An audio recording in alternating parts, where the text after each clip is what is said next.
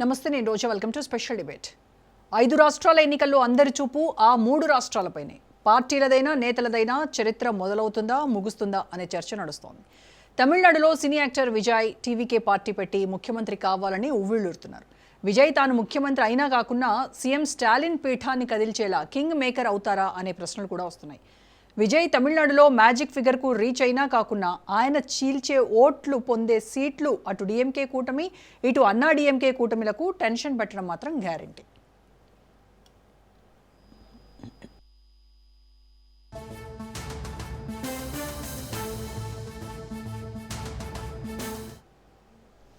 ఇక బెంగాల్ విషయానికి వస్తే మమతా బెనర్జీని ముఖ్యమంత్రి పీఠం నుంచి దించేసి కమల దళం కోల్కతాను ఏలుతుందా లేదా అనేది నేషనల్ లెవెల్లో బిగ్ డిస్కషన్. గత ఎన్నికల్లో ఎమ్మెల్యేగా ఓడిన మమత ఆమె పార్టీకి ఎక్కువ సీట్లు వచ్చి ముఖ్యమంత్రి కాగలిగారు.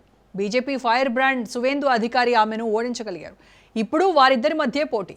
ఈసారి గెలుపైనా ఓటమైనా అటు మమతకైనా ఇటు సువేందుకైనా వారి వారి పార్టీలకైనా చావో రేవో అన్నట్టుగా ఉంది పరిస్థితి. ఇక్కడ అసదుద్దీన్ ఓవైసీ మైనారిటీ ఓట్లను చీల్చి మమతను చావు దెబ్బ కొడతారా, ఆమె నెత్తిన పాలు పోస్తారా అనేది రాష్ట్రంలో జరిగే వార్ ఆఫ్ వర్డ్స్ ఓటింగ్ ఫైట్లో తేలనుంది.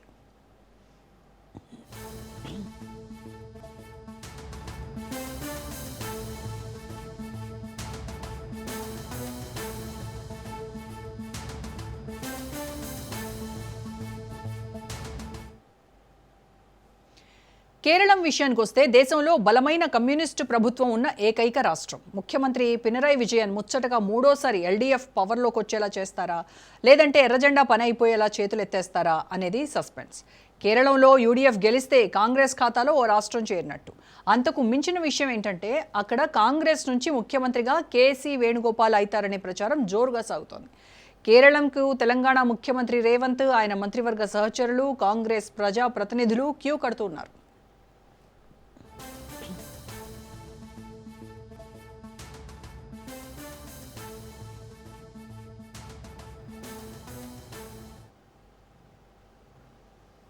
తమిళనాడు, కేరళ, బెంగాల్ ఎన్నికలు అటు కాంగ్రెస్ పార్టీకైనా ఇటు బీజేపీకైనా డూ ఆర్ డై అన్నట్టే ఉన్నాయి. 5 రాష్ట్రాలు జరిగే ఎన్నికల్లో బీజేపీ ఒక్క అసోంలో మాత్రమే పవర్లో ఉంది. తమిళనాడులో అన్నాడీఎంకే కూటమిని గెలిపించుకుంటే దక్షిణాదిలో కర్ణాటక తర్వాత పాగా వేసిన రాష్ట్రంగా బీజేపీ సత్తా చాటనుంది. అదే టైంలో తనతో పొత్తుకు కలిసి రాని విజయ్ని ఆ తర్వాత ఓ ఆట ఆడుకోవచ్చు. ఇక బెంగాల్లో బీజేపీ గెలిస్తే చరిత్రే అవుతుంది. బెంగాల్ ఒకప్పుడు కాంగ్రెస్కు, ఆ తర్వాత కమ్యూనిస్టులకు కంచుకోట. ఆ తర్వాత మమత తన సామ్రాజ్యాన్ని నిర్మించుకున్నారు. ఇప్పుడు బీజేపీ పవర్లోకి వస్తే మినిమం 10 ఏళ్లు ఢోకా ఉండదనేది కమలదళం మనసులో మాట. ప్రధాన నేతలకు కీలకమే కానుంది.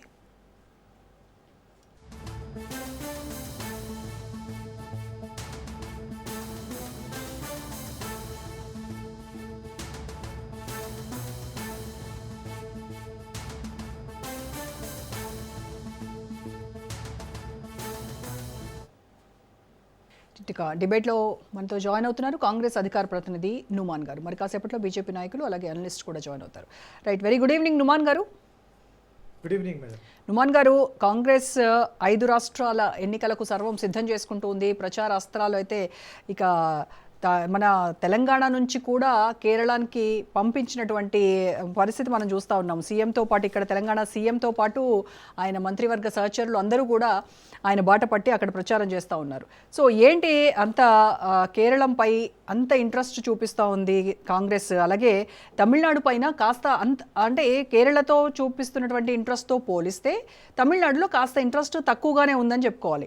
అంటే మెయిన్ ఇంకొకటి ఏంటంటే కేరళలో బలమైనటువంటి స్థానిక నాయకులు, అక్కడ సుధాకరన్ ఉన్నారు, సతీశన్ ఉన్నారు, వీళ్ళందరినీ కాదు అని చెప్పి ఢిల్లీలో ఉండేటువంటి కేసీ వేణుగోపాల్ని సీఎం అభ్యర్థిగా ప్రకటించడం అంటే ఆయనే ప్రచారం చేస్తున్నారు అని అంటే దాని వెనక ఆంతర్యం ఏంటి? Very good evening to you madam, as well as join అయిపోయే panel members and all the viewers. ఏదైతే మనం మాట్లాడుతున్నామో రాబోయేటువంటి elections April 9th, April 23rd, 29th and May 4th రాబోయేటువంటి results. 4 state elections, 1 union territory Puducherry. వీటిలో జరిగేటువంటి ఎలక్షన్స్ గురించి మనం ఏదైతే మాట్లాడుతున్నామో యాక్చువల్గా కేరళ గురించి మనం స్పెసిఫికల్లీ మాట్లాడుతున్నాం కాబట్టి మీ ప్రశ్న కేరళకి సరౌండింగ్ ఉంది కాబట్టి లెట్ మీ ఆన్సర్ దాట్. కేరళలో ఎల్డిఎఫ్ ప్రభుత్వం ఏదైతే ప్రభుత్వం ఇప్పుడు ఉందో దానిని మేము ఎదుర్కోవడానికి UDF is something which Congress party is democratic friend.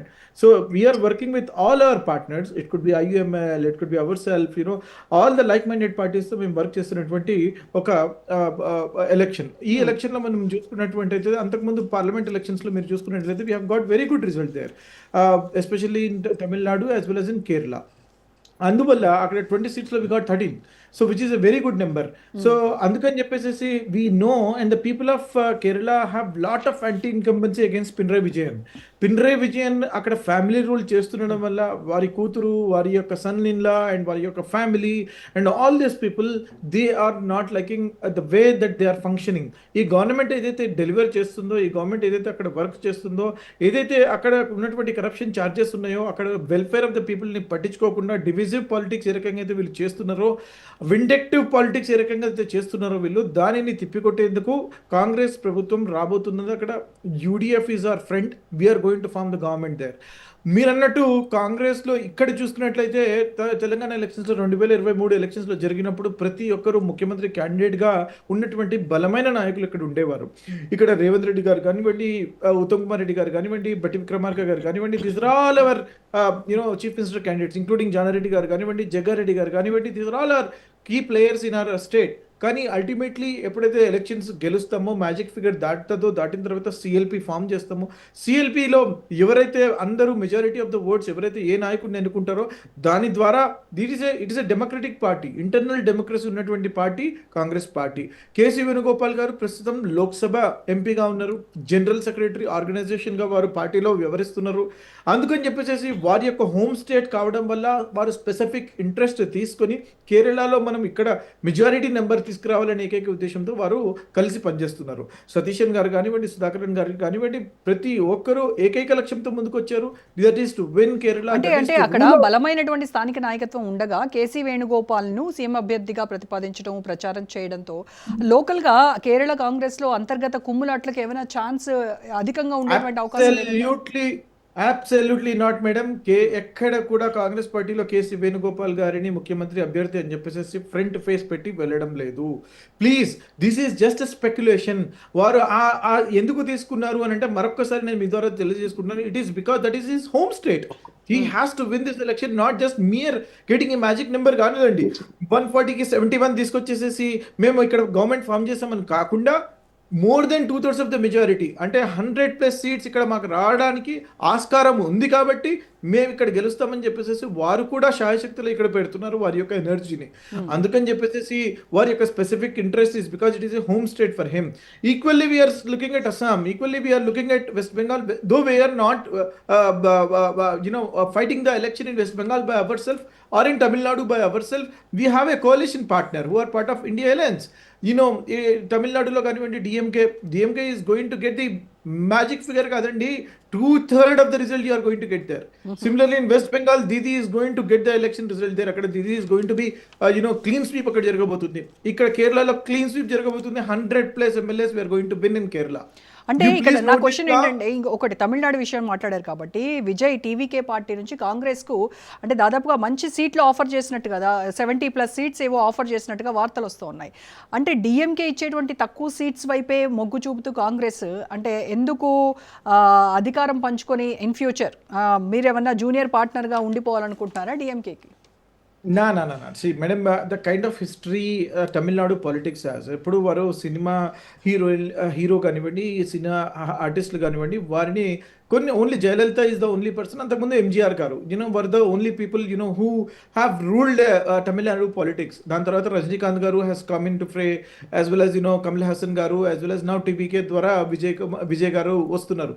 కానీ if you see the kind of partnership we have got, Stalin and Rahul Gandhi గారి partnership is unmatched.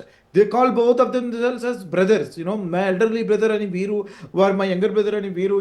They have a brotherly bond. At the same time, if you look at the number of MPs that we have won in Tamil Nadu, we have got 9 MPs there on our own. On our own, we have our, so we are a significant player. We're not like a mere player like TVK నిన్న కాకుండా మొన్న వచ్చినటువంటి party చిన్న పార్టీతో మేము, see it is not about చిన్న party or పెద్ద party, it is about ideology, right? You know, we do not know about the ideology of TVK. It is immature at this point to go ahead and have a partnership with them. This is something which is a long standing party, right from Karunanidhi garu దేపటి నుంచి కానివ్వండి, ఇప్పుడు స్టాలిన్ గారు కానివ్వండి, they are doing a fantastic job. So it is our responsibility, ధర్మం కాబట్టి మేము వారి యొక్క పార్ట్నర్షిప్ యొక్క ధర్మంని మేము అప్పుడు పార్లమెంట్ ఎలక్షన్స్లో నిలబెట్టుకున్నాం కాబట్టి we wanted to continue with our party. That is a natural ally. Natural ఎలైని కాదని చెప్పేసి మరొక పార్టీకి షిఫ్ట్ చేయడం అంత సమంజసం కాదు కాబట్టి we're going with DMK. Puducherry you will see it is going to be DMK which is going to clear it. Tamil Nadu you will see 2/3 I'm talking about. 2/3 you are going to get. Out of 234 you will see my number is 180 నుంచి 185 కొట్టబోతుంది అక్కడ. You will see this number. Okay. TVK, though they are going to get about 22% of vote share, they will be going up to single digit only. 9 to 10 hardly they will get. Right. Number of MLAs. Similarly in West Bengal, Didi is going to do the clean sweep. I don't want to use a foul language here, కానీ old సిటీని బాగు చేయనటువంటి ఒక దుర్మార్గుడు, దుష్టుడు అక్కడికి పోయి పట్టుమని 10 సీట్లు గెలవలేనటువంటి పరిస్థితి ఇక్కడ తెలంగాణలో. ఇక్కడ ఫౌండింగ్ పార్టీ అయినటువంటి ఎంఐఎం పార్టీ 10 ఎమ్మెల్యేలు కూడా లేరండి వారికి. వారి జీవిత కాలంలో 10 ఎమ్మెల్యేలు గెలిపించుకోలేకపోయారు. కానీ అక్కడికి పోయి వెస్ట్ బెంగాల్లో అంట ఈ మహానుభావుడు ఓల్డ్ సిటీని సరిగ్గా చేయడం చేతగాలేదు. కానీ మరి మీరేమో మమత గెలుస్తుంది, మమతనే మిమ్మల్ని బీజేపీ బి టీమ్ అని చెప్పేసి అన్నారు కదా. వెస్ట్ బెంగాల్లోకి పోయి please note this number, 190 MLA candidates ని డిక్లేర్ చేశారు out of 294. 190. What is this? ఎవరి ఓట్ని డివైడ్ చేయడానికి నువ్వు పోయావు అక్కడ. But people of West Bengal are very intelligent, they are very smart. వారికి తెలుసు this fellow is a BJP B team అని చెప్పేసి ఈ బీజేపీ బీ టీంలని సి టీంలని అందరినీ కడిగి పెట్టిపోతారు. మే 4th మీరు చూస్తారు మేడం, మే 4th తర్వాత ఈ పొలిటికల్ స్పెక్ట్రమ్ లో complete shift in the political mindset of the Indian citizens you will see. Right. You will notice already Prime Minister Narendra Modi garu is in a panic mode. He is in a limbo situation. ఏం చేయాలో ఆయనకు అర్థం కావట్లేదు. ఏదో రకంగా అస్సాం ఒకటి గెలిపించుకుందామని ప్రయత్నిస్తున్నారు. But I have faith Assam కూడా హిమంత బిశ్వ శర్మ వల్ల ఒకవేళ వాళ్ళు మెజారిటీ మార్క్ వచ్చే ప్రయత్నం చేస్తే అంటే అది కూడా హిమంత బిశ్వ శర్మ ఆయన పర్సనల్ ఇమేజ్ తోనే గెలుస్తారంటారు. Of course. Modi charisma, charisma, ఏమి let us talk facts. Who is Himanta Biswa Sharma? You tell me. Is he not our Congress guy? Is he not? ఆయన మీద కరప్షన్ చార్జెస్ వచ్చినప్పుడు ఆయన బీజేపీలోకి పోయి కలిశాడు కదా, వాస్తవం కాదా? Who is Subhendu Adhikari in West Bengal? అరే మీరు పార్టీలో ఉన్నటువంటి మెంబర్స్ ని ఇంపోర్ట్ చేసుకుని, అరే పక్క వాళ్ళ పుట్టినటువంటి బిడ్డల్ని నా బిడ్డ అని చెప్పేసి ముద్దాడే వ్యక్తులు బీజేపీ వాళ్ళు. కరప్ట్ లీడర్స్ ని తీసుకొచ్చేసి కరప్షన్ చార్జెస్ అక్కడ ఉంటాయి, ఇక్కడికి రాగానే క్లీన్ చార్జెస్ అయిపోతాయి. అటువంటి వ్యక్తుల్ని తీసుకొచ్చేసేసి మా క్యాండిడేట్ అని చెప్పేసి ఫేస్ తీసుకొచ్చి ముందు పెడుతుంది. రైట్ ఉమన్ గారు, ఎస్ ఇక బీజేపీ నాయకులు ఆచార్య గారు అండ్ అలాగే ప్రొఫెసర్ గాలి వినోద్ కుమార్ గారు విశ్లేషకులు మనతో జాయిన్ అవుతున్నారు. నమస్కారం అండి వినోద్ గారు, ఆచార్య గారు. నమస్తే. రైట్, ఓకే ఆచార్య గారు. నమస్కారం. కాంగ్రెస్ 5 రాష్ట్రాల్లో చేస్తున్నటువంటి ప్రచారము, వాళ్ళ వ్యూహాలు ఇవన్నీ చూసి ఇప్పటికే మోదీ ఒక పానిక్ సిచ్యువేషన్లోకి వెళ్ళిపోయారు. అస్సాం ఒక్కటి ఏదో అది కూడా హిమంత బిశ్వ శర్మ పర్సనల్ ఇమేజ్తో ఏదో గెలిచి బతికి బట్టగడతారు తప్ప మిగతావన్నీ కూడా కాంగ్రెస్ స్వీప్ చేయడం గ్యారంటీ అని చెప్తూ ఉన్నారు. సో ఏంటి మీ స్ట్రాటజీస్ ఏంటి? అన్నా డిఎంకే వంటి బలమైన మిత్రపక్షాన్ని మీరు కోల్పోవడం అది బీజేపీ చేసినటువంటి వ్యూహాత్మక తప్పిదంగా మీరు చూడట్లేదా?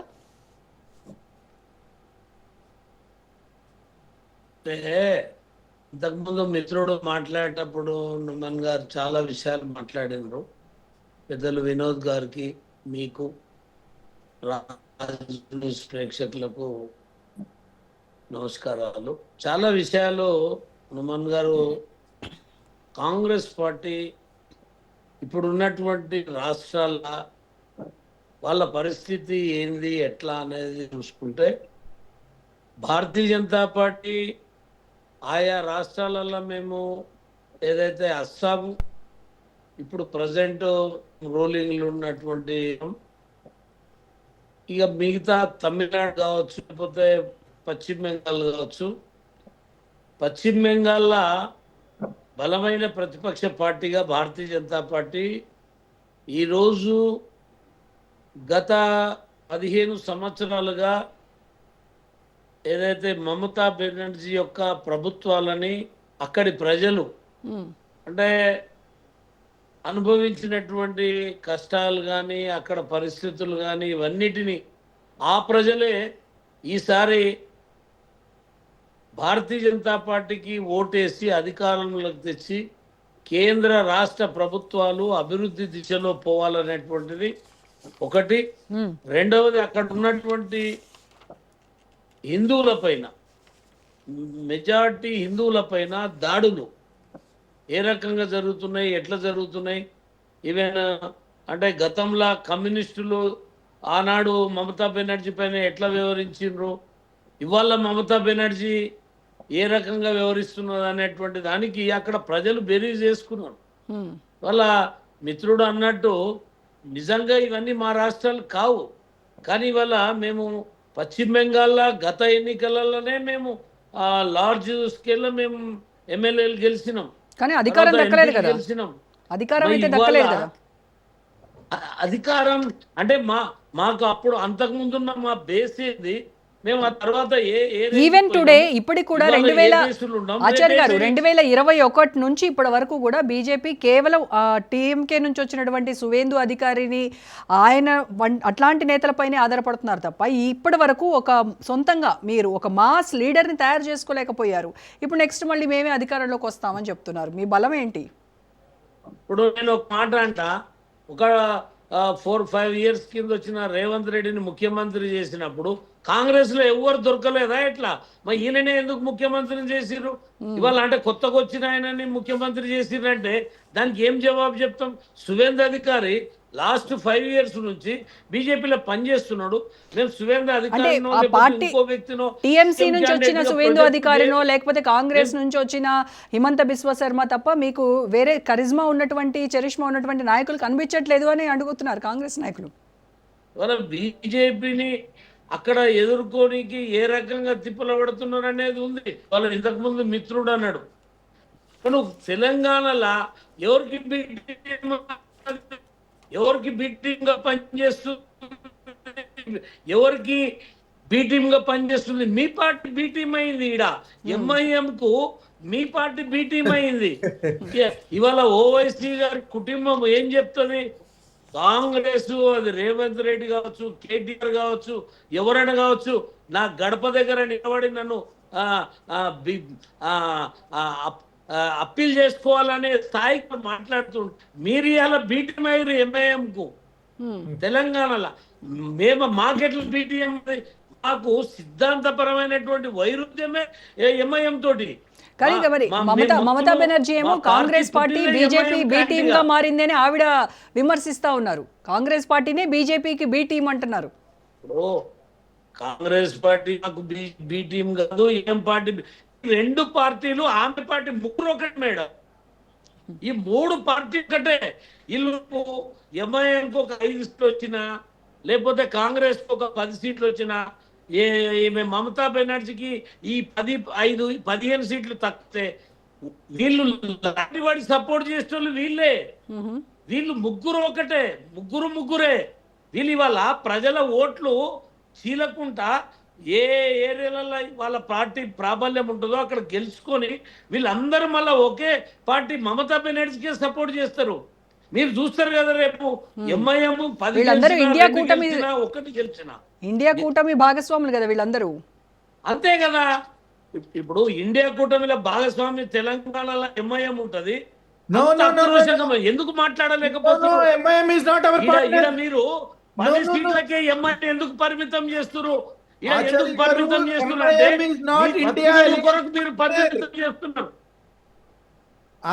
ఎంఐఎం ఇండియా అలయన్స్ లేదు, కానీ తెలంగాణలో మీ అలయన్స్ ఉందా లేదా?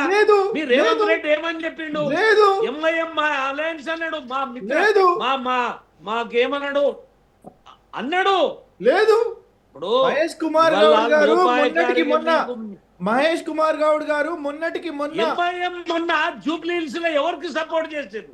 అది వారి చేసిరా?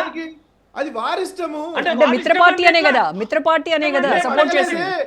ఎవరైనా వచ్చి మాకు మద్దతు తెలుపుతా అంటే మేమే మిత్రపార్టీ తట్టుకోలేదే అనే కదా వారికి. మీ రేవంత్ రెడ్డి మాట్లాడి ఇవాళ జూబ్లీ హిల్స్ లా ఎంఐఎం పార్టీ మీకు చేసినా లేదా నాకు నేను అదే చెప్పు. అంటున్నాను. ఆ బి టీం వారొచ్చి అయితే మాకు మీకు ఎట్లా support చేస్తుంది? సార్ ఆచార్య గారు వారు ఎవరు రూలింగ్ లో ఉంటే వారు వాళ్ళ వచ్చి దగ్గర మీకు పోయి సపోర్ట్ చేస్తే కూర్చుంటారు. తీసుకున్నారు. మరి మీరు వారు నిలబడుతుంటే మీరు ఎందుకు మీరు దాన్ని బ్రేక్ చేసుకోలేకపోతున్నారు? ఎవరు రూలింగ్ లో ఈడ ఉంటే ఎట్లా వాళ్ళ దగ్గర బ్రేక్ పోయి చేసినావో కూర్చుంటారు. ఆడ అట్లనే బ్రేక్ చేయరాదు. మేము ఒకటే చెప్పేది, తెలంగాణలో మీ మాట ఇంటరెట్లా, పశ్చిమ బెంగాల్లో మీ మాట ఇనరెట్లా. ఉమ్, ఉమ్. ఈడ మీరు ఏ రకమైనటువంటి కోఆపరేషన్ చేసిరో ఆడ కూడా అదే చేసుకోండి. అక్కడ మాకు మోడీ వాళ్ళు చేతిలో బీటీ ఉంది. సిద్ధాంతంగా బీజేపీకి సిద్ధాంతంగా వాళ్ళ జన్మత మాకు శత్రువులు, మా జన్మత మేము వాళ్ళ శత్రువులం. ఉమ్. సిబిఐని ఎప్పుడు ఎప్పుడన్నా పంపిస్తున్నారు? కలిస్తే మీతోటే కలుస్తారు, మీతోటే కలిసి ఉంటారు. ఓవైసీ ఇంటికి సిబిఐని ఎప్పుడు పంపిస్తున్నారు? ఈడీని ఎప్పుడు పంపిస్తున్నారు? ఆయన బ్యాంకులు కూడా నడుపుతాడు. పంపాలే? ఏమన్నా ఆయన ఏమన్నా ముఖ్యమంత్రి అయి ఏమన్నా కొల్లగొట్టిండా, ఏమన్నా స్కాములు చేసా? మేము ఎట్లా అంతకంటే ఎక్కువ అండి. సిబిఐని తోలుతాం? అంతకంటే ఎక్కువ Right, అండి. right, right. నీ రాష్ట్రంలో ఏసీబీ రైట్స్ నువ్వు చేయొచ్చు కదా.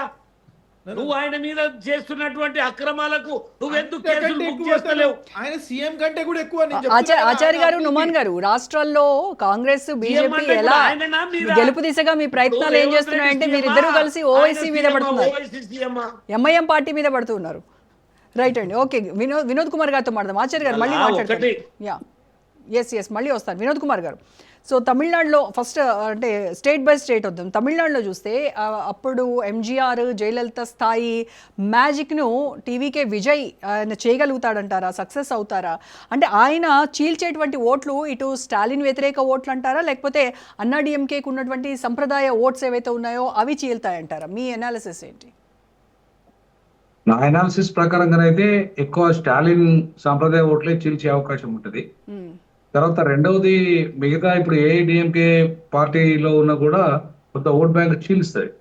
ఎందుకంటే ఇవాళ మీరు చూడండి, ఆయనకున్న స్టార్ ఇమేజ్ మామూలు ఇమేజ్ ఏం కాదు.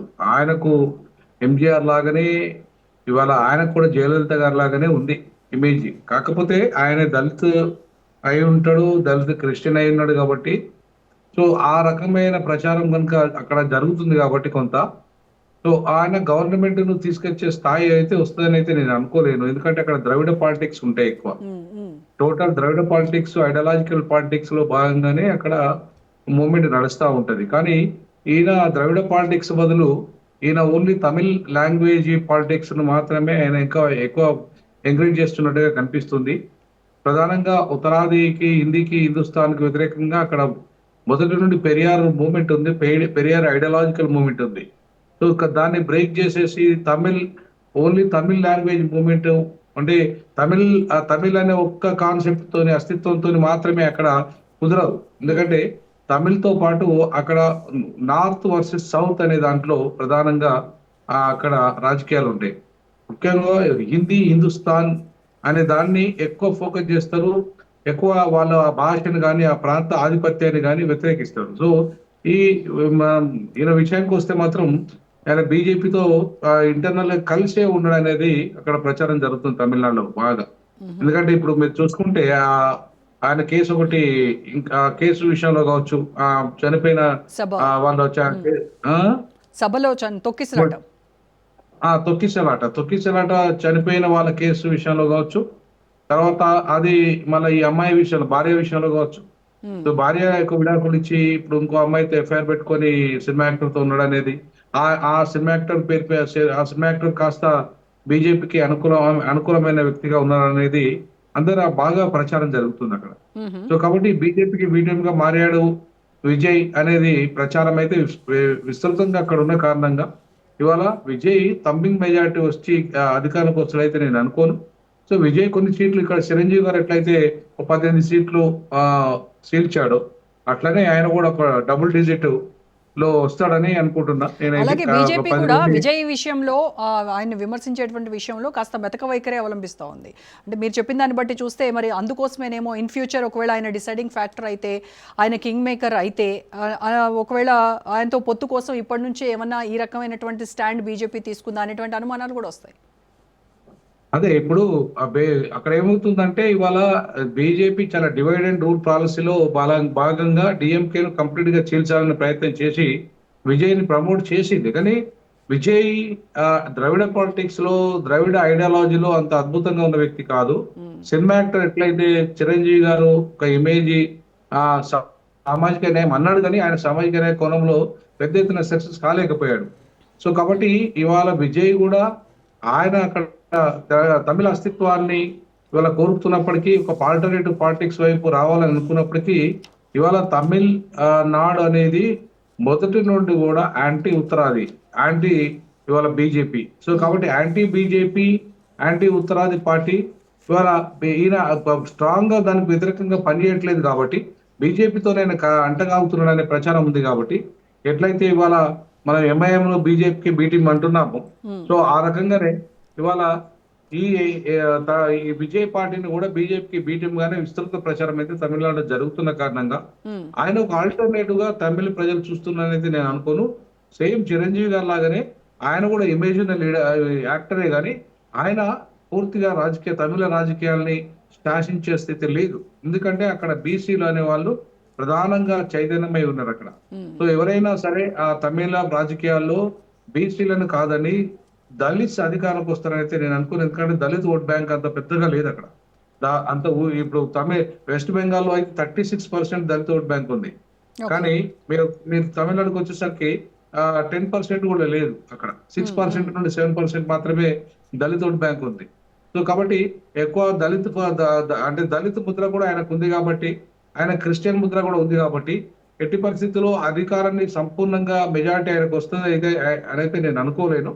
కాబట్టి అక్కడ ఖచ్చితంగా మళ్ళీ డిఎంకేకి వచ్చే అవకాశాలు ఉన్నాయి. దానికి ప్రధాన కారణం ఏంటంటే, ఒకటి సెక్యులర్ ఇండియా కూటమిలో ఒక భాగంగా కాంగ్రెస్ సపోర్ట్ చేయడం ఒకటి. మొదటి నుండి కూడా ఆయనకు ఒక కూటమి ఉంది, ఇండియా కూటమిలో భాగంగా తమిళనాడులో ఉన్న పార్టీలు ఏవి కూడా విడిపోలేదు. తమిళనాడులో ఉన్న పార్టీలు అట్లనే ఉన్నాయి, కూటమిలోనే ఉన్నాయి.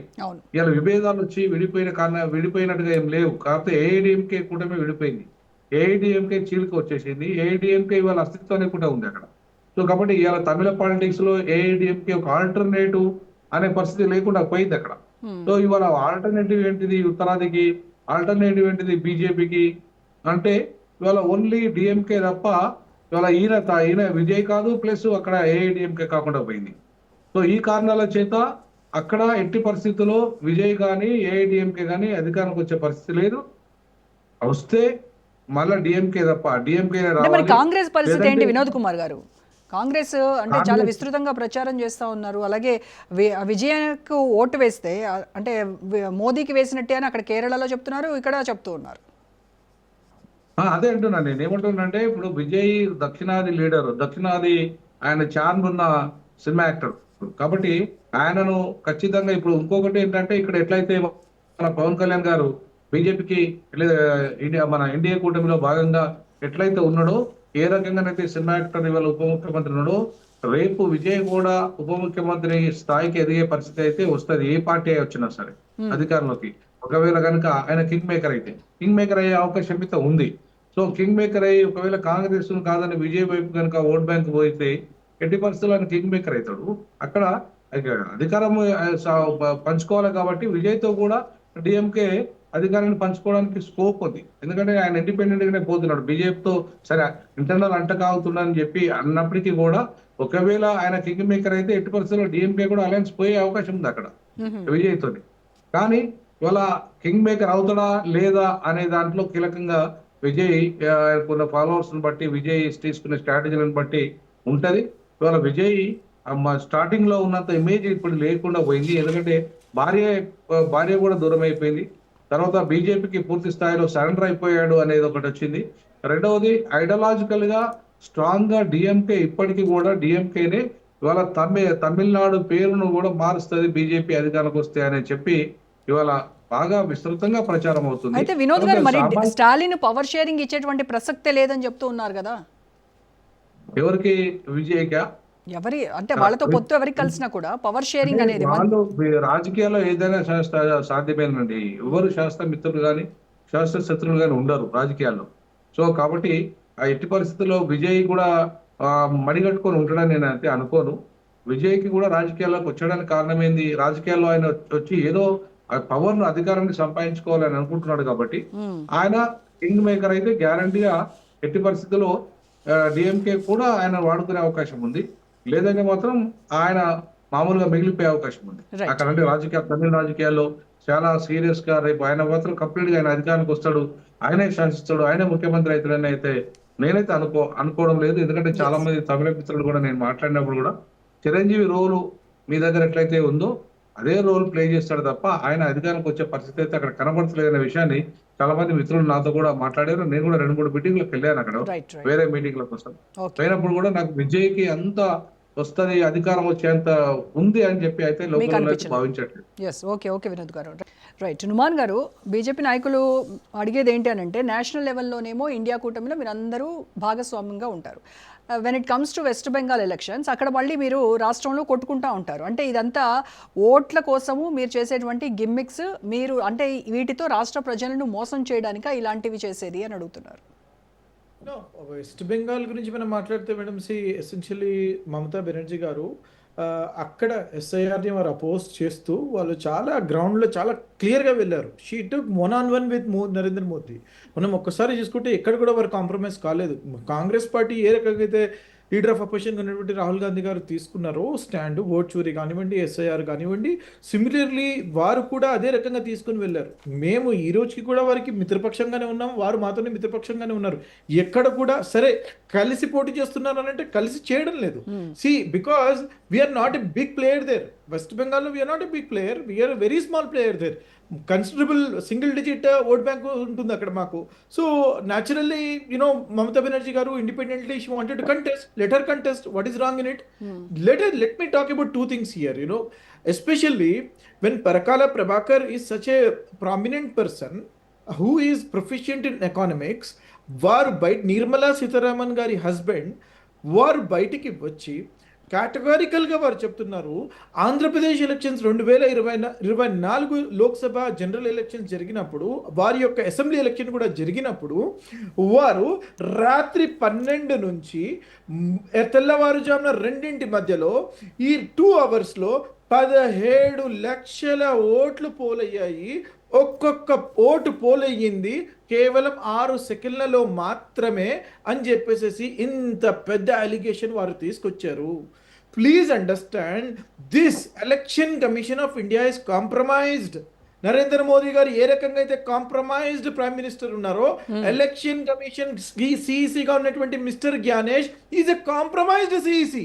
Is completely compromised. Not just him, complete panel, complete its members కూడా వారు మొత్తం ఈరోజు కాంప్రమైజ్ అయినటువంటి పరిస్థితి. Democracy is dead in India. ఇది చాలా బాధాకరం. ఈ ఎలక్షన్ ప్రాసెస్ అనేది it should be a democratic process. Where are we heading? ఇన్ని కోట్ల మంది ఈరోజు 17.5 కోట్ల మంది ఈరోజు 4 రాష్ట్రాలు, ఒక యూనియన్ టెరిటరీలో వారి యొక్క అడల్ట్ ఫ్రాంచైజ్గా ఉన్నటువంటి, అడల్ట్ సఫరేజ్గా ఉన్నటువంటి రైట్ టు ఓట్ ఎక్సర్సైజ్ చేయబోతున్నారు. కానీ ఎలక్షన్ కమిషన్ ఆఫ్ ఇండియా మీద ఇన్ని క్వశ్చన్స్ వస్తున్నాయి. అటువంటి తరుణంలో మనం ఒక్కసారి చూస్తే స్పెషల్ ఇంటెన్సివ్ రివిజన్ అన్ని చోట్ల చేస్తారట, కేవలం అస్సాంలో చేయరట. అస్సాంలో వాళ్ళు ఏమని చెప్తారండి అమిత్ షా గారు?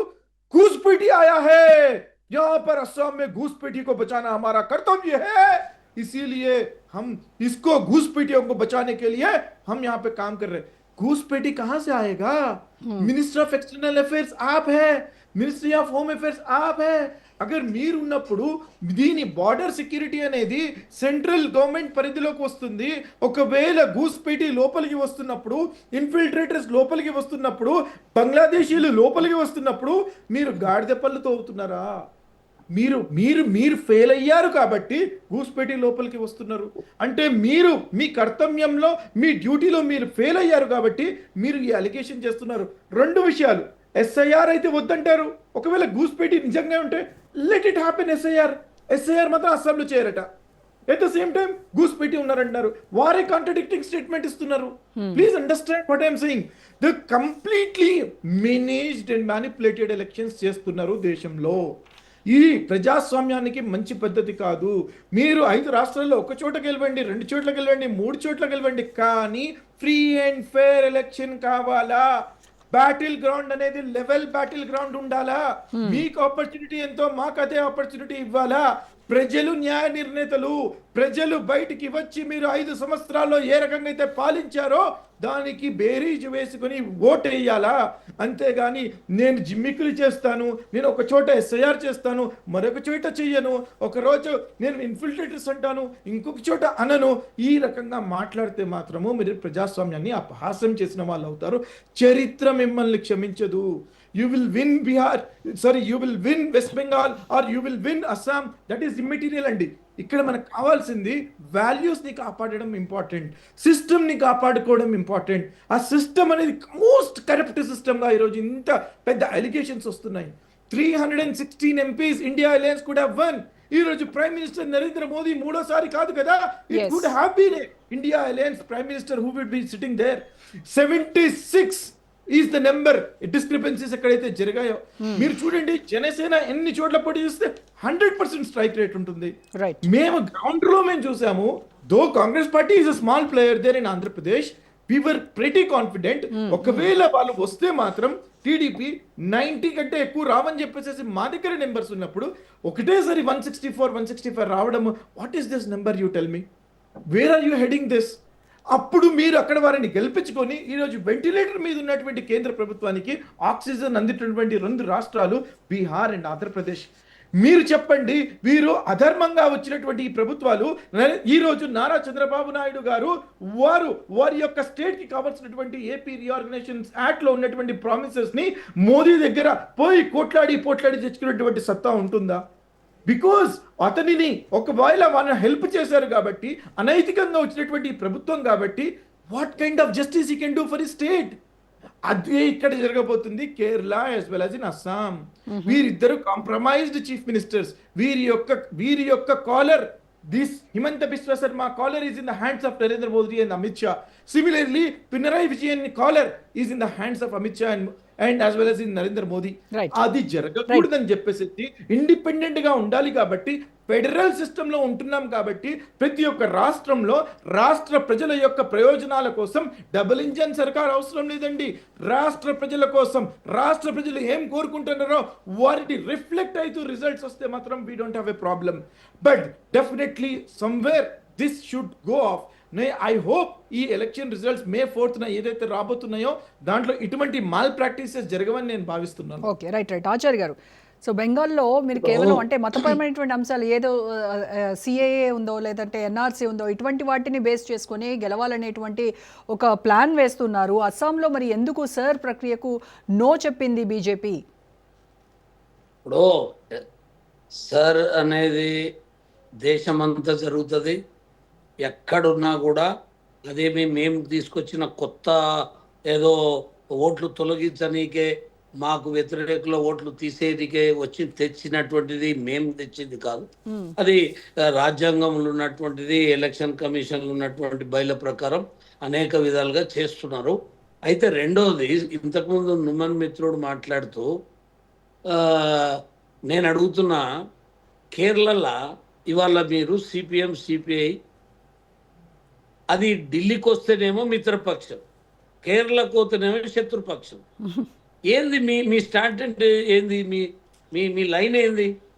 మీ ఆలోచన ఏంది? జమ్మూ అండ్ కాశ్మీర్ లో మీరు ఏ రకంగా అయితే ఏ రకంగా అయితే కాదు, ఆ రోజు మాకు వాళ్ళు స్టేట్ గవర్నమెంట్ మీ అలయన్స్ ఎలా ఉండేది?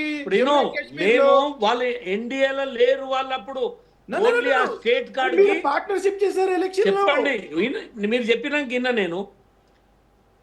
కశ్మీర్లో ఏదైతే ఆ రోజు ఉన్నటువంటి అసెంబ్లీలో వచ్చినటువంటి ఎమ్మెల్యేల సంఖ్యలో ఏ గవర్నమెంట్ కాకపోతే బిఫోర్ ఎలక్షన్ కాదు, ఆఫ్టర్ ఎలక్షన్ వాళ్ళు అక్కడ ఉన్నటువంటి అంటే బీజేపీ ఎవరికి సపోర్ట్ చేయాలని మేము ఆలోచన చేసుకొని ఆ రోజు మేము ముఫ్తీ వాళ్ళకు సపోర్ట్ చేసినాం.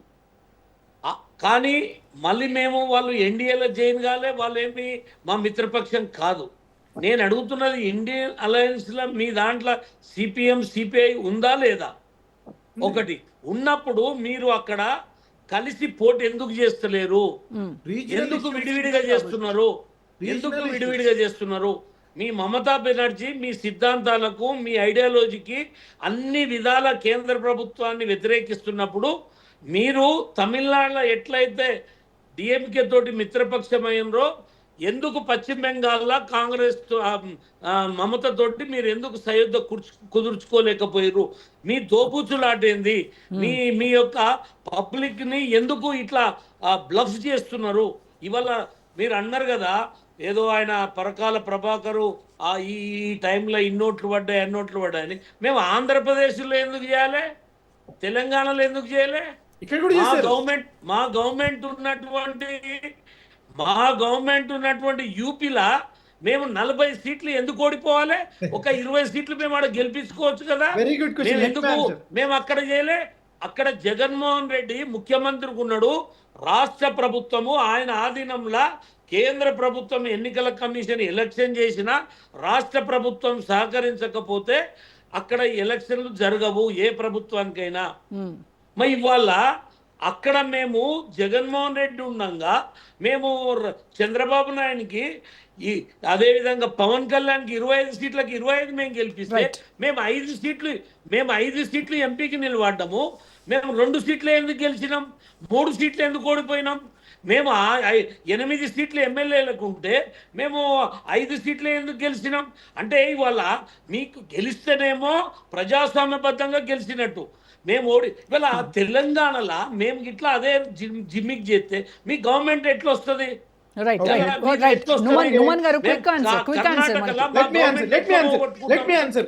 కర్ణాటకలో మా గవర్నమెంట్ ఎట్లా పోగొట్టుకుంటాం? మీరు చెప్పేది రాష్ట్రాలల్లో మీరేమో కలహించుకుంటారు, కేంద్రానికి వచ్చేటాల స్నేహపూర్వకంగా ఉంటారు. నేను ఆన్సర్ ఇస్తాను ఆచార్య గారు. టైం ఇచ్చినప్పుడు వినోదాన్ని ఏదేమున్నా మీడియేటర్ నేను అడిగిన ప్రశ్నలకు ఆయన కూడా జవాబు చెప్పాలి. మీరు దేశం గురించి ఆలోచన చేసినప్పుడు కేరళలో మీరు కలిసి ఎందుకు ప్రభుత్వాన్ని ఎందుకు కలిసి చేయాలి? మేమేదో ఎస్ఐఆర్ తెచ్చటాల కల్లానే మొత్తం ఇవన్నీ పోతున్నాయంటే ఎవరి పోతున్నాయి? ఎవరివి డబుల్ ఓట్లు ఉన్నవో, ఎవరు చనిపోయినట్లున్నవో, ఎవరివి అక్రమంగా ఉన్నవో వాళ్ళవి పోతాయి. వారు 2 ప్రశ్నలు సంధించారు. గత ఎలక్షన్స్ గురించి మాట్లాడుతూ యూపీ అండ్ తెలంగాణ గురించి మాట్లాడారు. It's a very good question. Let me answer him first. Acharya గారు, UP election was completely failure of Yogi Adityanath ని చూపించడానికి వారు ప్రైమ్ మినిస్టర్ నరేంద్ర మోదీతో పోటీగా వస్తున్నారు కాబట్టి యోగి ఆదిత్యనాథ్ గారు రేస్ లో నెంబర్ 2 వస్తున్నారు కాబట్టి వారిని ఫెయిల్యూర్ గా చూపించడానికి యూపీ ఎలక్షన్.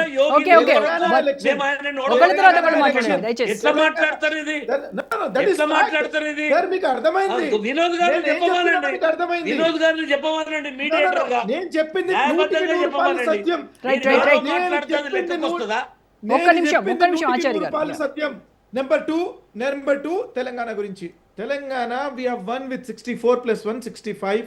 ఇక్కడికి వచ్చిన తర్వాత మీకు 8 ఎంపీలు కాదు కదా ఆచార్య గారు. మీకు కూడా తెలుసు మహబూబ్ నగర్ లో ఇలాగా గెలిచారని చెప్పేసి, మీకు కూడా తెలుసు నార్త్ తెలంగాణలో ఏ రకంగా గెలిచారని చెప్పేసి 8 ఎంపీలు మీకు వచ్చేవి కావు. మీకు వచ్చేవి 4 మాత్రమే. మీకు కానీ 8 మానిపులేషన్ చేయడం వల్లే వచ్చారు. You have answered for his questions, please. ఒక్క నిమిషం. నుమాన్ గారు, వినోద్ గారితో ఫైనల్ గా మాట్లాడదాం. ఫైనల్ గా వినోద్ గారు, ఆచార్య గారు ఒక్క నిమిషం. వినోద్ గారు, అంటే ఈ 5 రాష్ట్రాల ఎన్నికల ఫలితాలు ఢిల్లీ పీఠాన్ని ఏ రకంగా ప్రభావితం చేస్తాయంటారు? అంటే ప్రాంతీయ పార్టీల ఆధిపత్యం పెరుగుతుందా, లేదంటే జాతీయ పార్టీల హవా నడుస్తుందంటారా? ఎలా ఉండబోతుంది? జాతీయ పార్టీలు అంటే నేను బీజేపీ హవానే నడుస్తుంది తప్ప కాంగ్రెస్ హవా నడుస్తుంది అయితే నేను అనుకోను. ఎందుకంటే దేశంలో అఖండ భారత నిర్మాణం భాగంగా ఆర్ఎస్ఎస్ చాలా కష్టపడుతుంది. ఆర్ఎస్ఎస్ ఇవాళ బేస్ గా ఉన్న పార్టీ బీజేపీ. ఆర్ఎస్ఎస్ వ్యూహాత్మకంగా నిర్మాణాత్మకంగా ఎక్కడైతే పనిచేస్తుందో అక్కడ రిజల్ట్ చాలా బీజేపీకి అనుకూలంగా వస్తుంది. కేవలం బీజేపీ పార్టీ ఒక్కటి మాత్రమే కాదు, బీజేపీకి అనుబంధంగా చాలా సంఘాలు కూడా పనిచేస్తుంది. సో కాబట్టి ఇవాళ ఒక్కొక్క రాష్ట్రంలో ఒక్కొక్క రకమైన రిజల్ట్ రావడానికి కారణం ఏంటంటే, ప్రధానంగా దేశంలో ఇవాళ రెండు ముఖ్యమైన కారణాలు. ఒకటి, ఇవాళ అఖండ భారత నిర్మాణానికి భాగంగానే ఈ రోజు మనకు డీలిమిటేషన్ యాక్ట్ డీలిమిటేషన్ ఇప్పుడే 2000 జనాభా ప్రకారంగా చేయబోతున్నారు. మహిళా రిజర్వేషన్ కూడా 2000 జనాభా ప్రకారమే చేయబోతున్నారు, 2011 జనాభా ప్రకారంగా. ఎందుకు అంటే ఇవాళ ఇప్పుడు వాళ్ళు కనుక ఈ ఈ ఈ ఎన్నికలను వదిలేసి 2029లో జరిగే ఎన్నికలు కనుక వదిలేస్తే డీలిమిటేషన్ రావడానికి టైం పడుతుంది, ప్లస్ మహిళా బిల్లు అమలు కావడానికి టైం పడుతుంది. దాంతో బీజేపీకి రావాల్సిన బెనిఫిట్ రాదు. తర్వాత జమిలీ ఎన్నికల్ని తీసుకొచ్చే పరిస్థితి కూడా ఉండదు. కాబట్టి ఇవాళ బీజేపీ చాలా పకడ్బందీగా దేశంలో ఇలా సర్ రావడానికి కూడా కారణం ఏంది? సర్ అనేది ఒక ఇవాళ కాంగ్రెస్ ఉన్నప్పుడు ఏమో రాలేదా? కాంగ్రెస్ ఉన్నప్పుడు కూడా వచ్చింది సర్ లాంటి పథకం అనేది ఇవాళ కాంగ్రెస్ అధికారంలో ఉన్నప్పుడు కూడా ఏరివేత కార్యక్రమం, చనిపోయిన వాళ్ళు కానీ లేదంటే ఎక్సెస్ ఓటు బ్యాంక్ ఉన్న వాళ్ళు కానీ ఇట్లాంటివన్నీ ఏరివేయడం అనేది నేరమేం కాదు. రాజకీయ